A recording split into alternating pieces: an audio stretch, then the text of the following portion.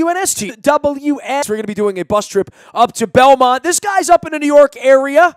Been covering football a long time, including here in Baltimore in the era of the Colts, and longtime Chargers writer, and has been in a lot of places at CBS Sports, amongst others. Now with the Talk of Fame Network, and doing it here at WNST on Sundays, as well as at talkoffamenetwork.com. We welcome one of our defending champions and pals, Clark Judge, back on to talk about all things post-draft. Clark, it's been a month, and I didn't track you down in the beginning, and sometimes I save some guests because I can't sit here and talk draft 24 hours a day in the middle of baseball and hockey and all that, but it is good to have you aboard, and I guess you've had a month to take this whole Ravens changing of the guard and quarterback and controversy in. It's been a strange little time to be involved with the Ravens down here for conversation, because this isn't a conversation we've had a whole lot of. Yeah, I mean, I think it is a strange little time. Especially with the bottom of the first round. What are you doing with Lamar Jackson? What are you doing with Joe Flacco? What should Joe Flacco feel about his future? Should be threatened? Absolutely should be threatened. Immediately? I don't know. But a first-round draft pick at quarterback is going to play at some point. And this guy's extremely talented. He's so different, though, than what you've got right now. And I understand you've got coaches in place, Roman's one, Urban's another, Marty's another, who've worked with guys like Michael Vick and Colin Kaepernick, guys who are mobile quarterbacks who throw on the run, more like Lamar Jackson. But he's such a departure from Joe Flacco is that I just want to see how this works out. I really want to see how he's used this year, and I want to see how Flacco responds, because I will tell you this, he could respond. I was in San Diego in 2004 when they drafted Phillip Rivers. Well, they didn't draft him. They drafted Eli Manning, but then they made the trade, and they got Phillip Rivers. Drew Brees is the quarterback, but they had seen enough of him in 3 years. So Phillip Rivers is coming in. He was going to be the starter. Not so fast. Brees has a breakout year. He becomes Drew Brees. They win the division title. Suddenly, Phillip Rivers is nailed to the bench. But this isn't quite the same. This is a little bit different. You can let this guy sit for a while, but I want to know when he's ready, and when he is ready, what happens? Well, and if he's ready at this point, it's experimental. Look, the Ravens passed on him 3 different times, literally, right? Trading back twice, passed on him. It's not like they couldn't live without Lamar Jackson, or they looked at him and said, yeah, this is the guy that's going to replace Flacco. Yet all of a sudden, with turning 2 twos and a bunch of picks that they backed up to get into getting a special athlete. The weird part for me is that all he wants to be is a quarterback. Joe doesn't like the Wildcat thing. This has a lot of weirdness in it all the way around, and you're right, they wouldn't draft the kid if they didn't think he was going to get on the field. But some in the organization have said they think this is going to be good for Joe Flacco. Yeah, it might be. I mean, listen, I was in San Francisco when they had Montana and Young, and they brought in Young to threaten Montana, and he responded. That's why they brought him in, to light a fire into Joe Montana, and he responded. Now, he was a guy who was nursing injuries, but he upped his game, and we know what happened there. Joe Flacco's not Joe Montana, who are we kidding, but they want to get something more out of him. They want to get 2012 out of him, and if they don't, they're going to go in a different direction. Yeah, they may have passed on this guy in the draft, but they felt strong enough that they got back in at the bottom of the first round and took him. So they took him for a reason. They've got a conviction about him. Where does he play? When does he play? I don't know. I mean, I think he does get in a quarterback at some point, but I want to see how this thing works. He's not, particularly accurate quarterback. He's so different with what you've got. With the ball in his hands, he can do most anything. Is he reminiscent of a Michael Vick? Yeah. He's reminiscent of Michael Vick. Is he Michael Vick? I don't know. I mean, we'll have to see. But Michael Vick was the first pick of the draft. This guy wasn't. There are enough reservations about him with other teams that I just want to see how this thing works out. I think it's intriguing. It's certainly Ozzy's legacy, his last draft. He comes out with the tight end is the first pick, which I thought was appropriate since he was a tight end. But to me, the legacy of Ozzy in this draft is the quarterback. Did you like the Hurst pick? I mean, I like that they backed up. I like that they got a guy to catch the ball for Flacco to throw the ball to. I'm sure Flacco, one of the things he doesn't like along with the competition was, hey, you burned a second-round pick on a guy that might not be able to help me win games. Right. My thought is they're probably going to put the ball in this kid's hands at some point to try to have him help Joe Flacco. I don't think he can stand back in the pocket and deliver the ball the way Flacco does now. I don't know how they're going to bend this offense around, but I know they better have a running game, and I know Ozzy talked about changing that wide receiver room. They changed it dramatically, so much so that Des Bryant may be sorry he's not around here at this point. Yeah, going back to your first question, did I like the first pick? Yeah, I did. It surprised me. I will say that. I mean, when they had the two wide receivers on the board and they're sitting there, I thought, wow, they're going to go with a wide receiver? No, they didn't. And they trade down, and then they get Hayden Hurst. And the thing I like about it is that, yeah, this guy's a good pass-receiving tight end. And you lost Pitta. And Pitta, we know what Pitta's importance was to Joe Flacco. And when you became a run-first team last year, I thought you were more successful. You got back to what you were doing. The Ravens got back to what they were doing well, and when they won, and what they were successful with. Defense, running the ball, wasn't relying on Joe Flacco's arm so much. And now you've got a security blanket for Flacco and tight end, maybe to replace Pitta. You get another tight end in the fourth round. Your fourth pick is Andrews, another security blanket, good red zone receiver. I like those because I think he needs those short and intermediate targets. He needs a comfort zone with some of those guys that he had in 2012. You know, when they were so successful, and he wasn't going down the field with bombs. Now you had Torrey Smith, but he wasn't going on the field with bombs. He had a guy like Pitta to take care of that short and intermediate route. We also had Ray Rice too. You know, Ray Rice was a game changer for him. Too. That's true. Yeah, but you've now got the semblance of a running game again. I mean, listen, second half of last season that looked pretty good. But you got away from that for so long. I thought they just sort of lost their identity. Wasn't sure where they were going. I think they're trying to get it back. That's why the Jackson draft is so intriguing, because you're not only getting away from your identity with him, you're completely changing it. If he comes in and plays, if he comes in and starts, you're blowing the whole thing up. It's a completely different game. You are the authoritarian, old school guy here. You've watched from the beginning of time. I've never seen a running quarterback win a Super Bowl. So I keep waiting from the Randall Cunninghams and the Steve Grogans and the Steve Youngs. And Young, I'll give you, but that wasn't the biggest part of the game. The Michael Vicks, all of these guys are going to transform the game and turn it into a video game. And they all wind up getting broken in half because they get chased down by some J.J. Watt or some Haloti Ngata in the case of RG3, who's another guy we can throw. I don't know that I buy into that, and I don't know that anybody else does, which is why this kid went one time around the draft with 31 teams saying, we don't want you. We don't think you're a franchise quarterback. We're not ready to turn the keys over and let you run around because you ran for more yards than Saquon Barkley did in college. I found that to be an alarming statistic, that he ran that much. I didn't sit around and watch Louisville play football, and I'll buy into everyone else that they love him. He's a special athlete. He's a better than advertised passer and all that stuff. But I think that's a long way from winning 12 games in the National Football League. Yeah, no, I'm with you, Nestor. Listen, I was glad you mentioned Steve Young, because I was going to say, well, Steve Young was a running quarterback at that stage of his career. However, in 1994, he didn't run as much as he had before. But no, I'm with you on that. I don't think you can win with a guy who is a run-first quarterback. I want a guy who can throw accurately. I think accuracy is the most important quality. I think leadership is the most important quality, but then accuracy. I think this guy's got the leadership. I don't know if he's got the accuracy. So is he going to win games for you with his legs? He could, but how long is that going to last? It's not going to last very long. Remember what happened to Donovan McNabb in Philadelphia? When he came in, he was a run-first guy. Then they made him a pocket passer, and I'll be honest with you, he was a pretty good one. He was a pretty good pocket passer, became accurate. They go to the Super Bowl. Yeah, they didn't win the Super Bowl, but they got there with Donovan McNabb.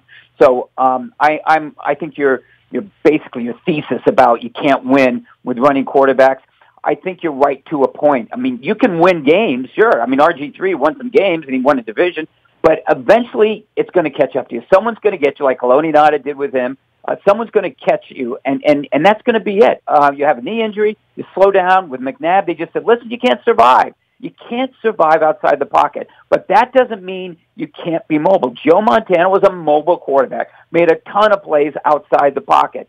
He did it with his legs. He wasn't a running quarterback. John Elway, early in his career, was a mobile quarterback who did make plays outside the pocket. So was Burt Jones. I mean, Burt Jones made a lot of plays outside the pocket. But eventually, those guys start going back to becoming pocket passers. Why? Because you can't survive out there. You're going to get killed. And that's why they give the ball to running backs. Your quarterback throws, running back runs. It's nice to have a guy who can get you some yards, but I like a guy like, I'll tell you, Russell Wilson, I think is very successful. Russell Wilson is the guy who won a Super Bowl outside of the pocket and the guy who runs, but he gets out of bounds. He's smart to get down. He's smart to get out of bounds. He runs very, very intuitively, and I love the way he plays. But, it catches up with you. He got hurt last year, the year before. I mean, these injuries do catch up with you. Eventually, you're in the pocket for a reason. You're protected, and that's why they like you to throw from there, and that's why accuracy, to me, is one of the most important qualities of a quarterback. Clark Judge can be found along with his beautiful dog in a beautiful wintry Central Park scene out on Twitter at Clark Judge TOF. That stands for Talk of Fame. He's with the Talk of Fame Network, heard here on WNST on Sundays, as well as you had a long chat with Eric DeCosta on the record. Mm-hmm. I haven't even had one of those lately. Some thoughts about where the future of this thing is, because so much of this has been tied to Ozzie in the past, where John Harbaugh's future is, and obviously Eric DeCosta taking over the Kingdom here, who is one of my favorites, and I'm sure anybody that knows Eric probably feels that way about him. But he had to check off on this part of this as well. And, I think from a draft standpoint, and we talked the day after the draft, 12 players, trading back, pretty deft maneuverings, lots of holes at least addressed, and thoughts about where they're going to be. But Eric's about to take this thing over, and it's going to be a transitional kind of a year in a lot of ways. I think there's a lot of intrigue here. Yeah, so do I. I think it's a tough spot for anyone, Nestor, because Ozzie is so good at what he does. I think if you asked anyone around the league, or most people around the league, who does the best job of drafting, Ozzie would be number one on the list. And if he's not number one, he's at or near the top.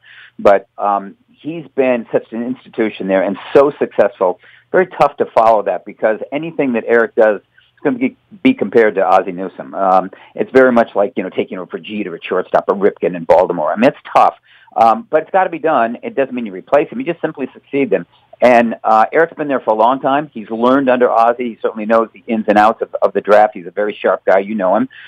He's a very personable guy, but I think he's learned a lot of lessons sitting at Ozzie's side, and he's had plenty of opportunities to move on. He's had many opportunities to move on, turn them down. Why? I think for just this moment. I'm really interested to see what he does there. As I said, I think it's a tough situation, but I think he's probably and rightly the guy to fill those shoes. Let's just see how it works out. The future's ahead of him. He's going to have a long time there. I love the fact that Baltimore, like the Steelers, stands for security. And it's funny to me that he mentioned the Steelers as a model, but the Steelers and Baltimore, and honestly Cincinnati, they're secure, stable organizations. They don't turn over people every 2 or 3 years like Cleveland. They don't turn over GMs. They don't turn over owners.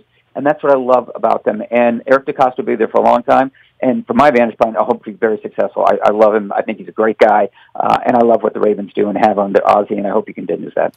Clark, a lot of competition here in the offseason. The Rams got better. I think the Eagles got better. Good teams got better. We're all waiting for Houston to bring back the wonder kid from last year and see where they're going to be. And then in New England, there seems to be, less than harmony there for the first time in a long time that's escaped. I don't know if that's an open window or not. I know we're getting toward the end of Ben Roethlisberger, at least in our division, and I know a lot of those teams out in the West have, tried to shake things up with a young quarterback in Kansas City, and Rivers trying to get it done in now Los Angeles, amongst other places. Oakland trying to reload before they get to Vegas. On the AFC side of things, I give the Ravens high marks for an offseason where they tried to get better. I think they got better in the offseason. I'm buying what they're selling on that end. Yeah, I don't know. Did they get better at wide receiver? Maybe. Crabtree, is he an upgrade? Maybe from Macklin. I don't know. Snead, is he an upgrade? I'm not sure. Maybe, and that's why I said I thought they might have gone for wideout at the first spot, but they didn't. I think probably got better, but I'm always wary. It's funny when drafts are done, everyone goes, they get a B or they get an A. Everyone gets an A and a B. Well, somebody's got to fail. Someone's got to do very ordinary stuff. And some people don't do as well as others. You don't know for 2 or 3 years. That's the thing about this draft. We're not going to know how Ozzie or the Ravens did for probably 2 or 3 years. So immediate judgments, I sort of sit back on those and go, I'm not sure we want to make immediate judgments. Everyone wants to do that. They want instant analysis, and I understand that, but if you want sort of reasoned analysis, I think you have to wait 2 or 3 years, and we just don't have a lot of patience. But a lot of intriguing moves in the offseason, especially to me by the Rams. Now, what they did on defense, they brought in big time players, big names. But what happens if they're sitting there 2-3 or 2-4? What happens with a guy like Sue in there? What happens with some of these? They're character issues. To be honest with you, I mean, Aqib Talib, he was a character. He's a good player, but he's got character issues. There's a reason Kansas City let the cornerback go. Some character issues there too. So they're good players. Does it mesh? Does Wade Phillips bring them together? Sue, does that gel? It might, and if it does, I think Philadelphia should be wary because that's a team that can run the ball effectively. I'm not a big Goff guy. I think he's okay. I'm not sure he's going to be a good or great quarterback. I think he's okay right now. But if it comes down to Wentz and Goff, yeah, I'll take Wentz. But what are we getting from Carson Wentz now?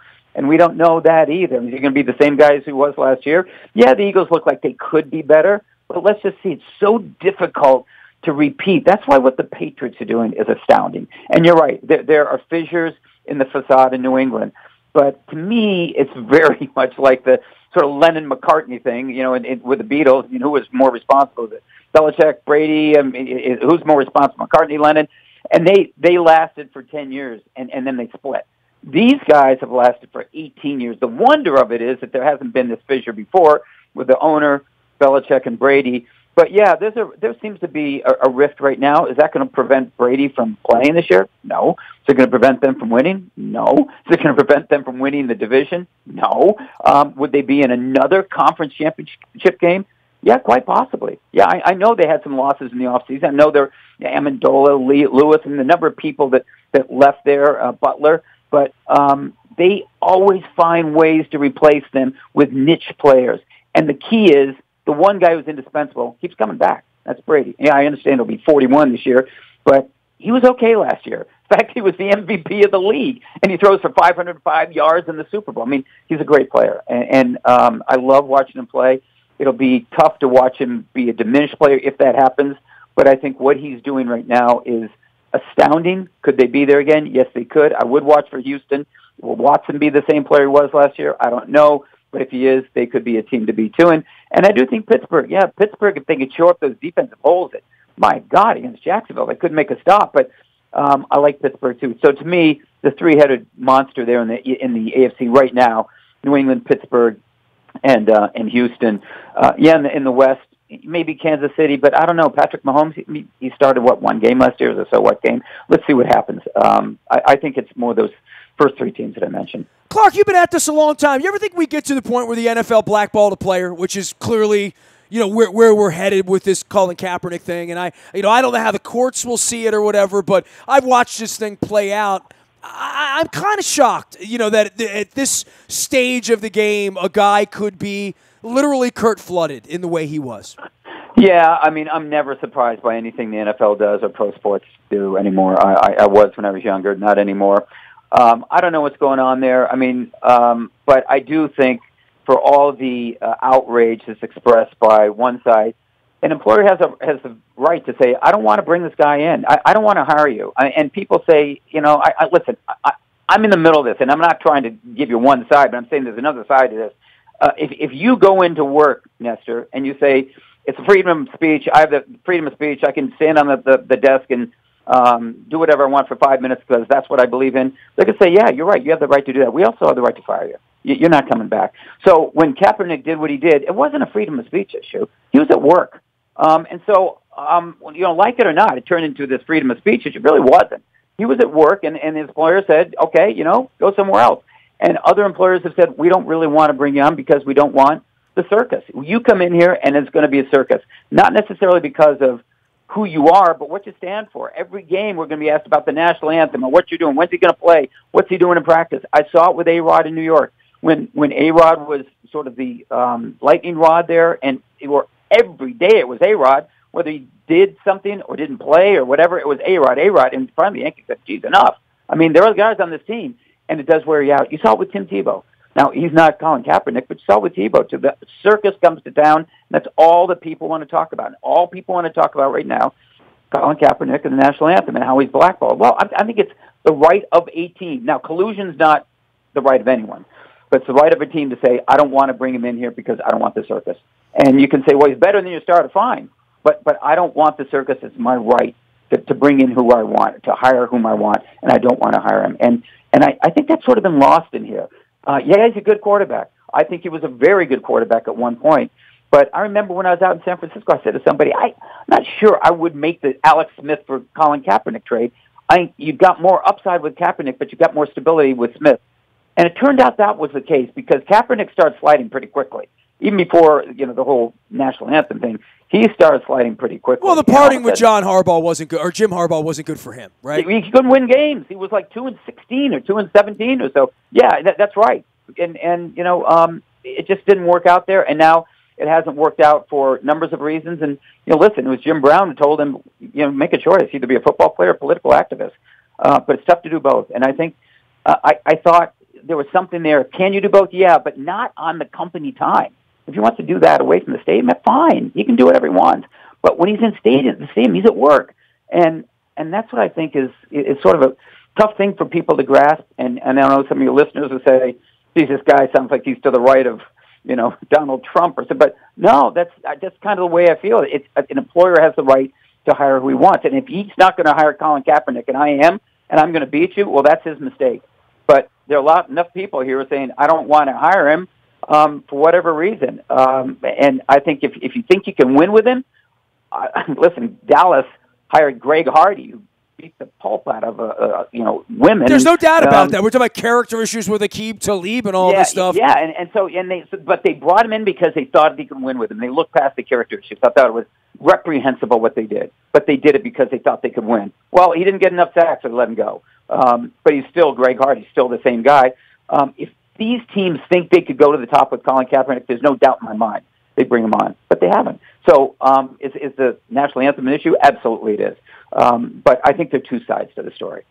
He is Clark Judge, and we're going to see him out in early August out in Canton, Ohio. They do the Talk of Fame Network. That's heard here at WNST. You can find him at talkoffamenetwork.com. And, of course, our Ray Lewis bus. We're going to see Lamar Jackson flicking it around out there against the Bears or, the 90-man squads of the Bears and the Ravens. And then, of course, a huge weekend with Ray Lewis going into the Hall of Fame. We're looking forward to it. That's going to be the kickoff of football season. That's a good kickoff for us around here, Clark. Yeah, it should be. I'm looking forward to it, too. It's a pretty good class. I mean, Urlacher and Ray Lewis. It'd be good to see Ray in there, and I think he'll get the Baltimore contingent fired up. I'm really looking forward to hearing what he has to say, as well as Brian Urlacher. I mean, two guys going in at one position the same year is astounding, but two guys at two positions in the same year is more than astounding. That's sort of unprecedented. You got Moss and Owens. And then you've got Urlacher and Lewis. That's really unusual. So, I'm looking forward to it. It'll be fun. Plenty of star power out in Canton, Ohio. We have room on our trip. See us out under the Road Trips tab at WNST.net. If you want to go to Belmont on June 9th, we're doing that one as well as Nashville for my 50th birthday and the tour of the Jack Daniels Distillery on October 14th, as well as our Charlotte trip. You can find Clark out at talkoffamenetwork.com as well as at Clark Judge TOF. You can find me in the buyatoyota.com audio vault 24 hours a day from anywhere in the world. You can also listen live, also brought to you by buyatoyota.com on the front of our website. I'm on Facebook, Twitter, LinkedIn, Snapchat, Instagram, streaming live on our Facebook as well as our YouTube WNSTV channel. I'm Nestor. We are WNST.net, AM 1570, and WNST Towson, Baltimore, and we never stop talking Baltimore sports.